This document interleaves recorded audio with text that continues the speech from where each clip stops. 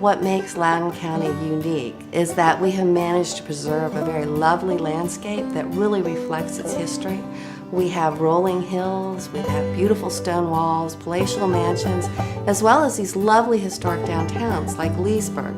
It's a large area, but it feels like a small hometown. Very nice restaurants, wonderful clothing stores.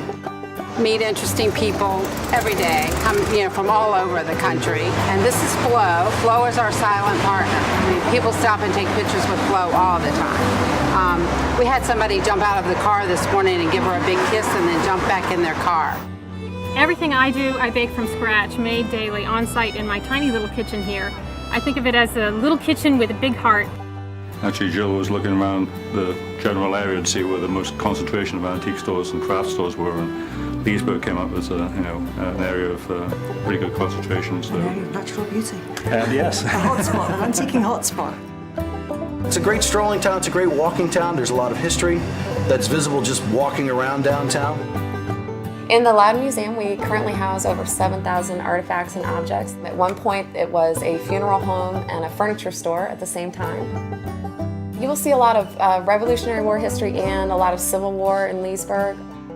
Loudoun County was actually one of the first to openly defy Parliament. They had several men join on the courthouse and they took a vote saying that they would no longer trade with Great Britain or have anything to do with her. So we have buildings dating to the early 1700s.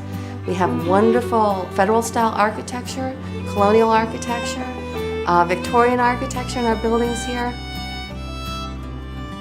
At Harrison Hall, there's one section of that house that is a very old and very early log cabin.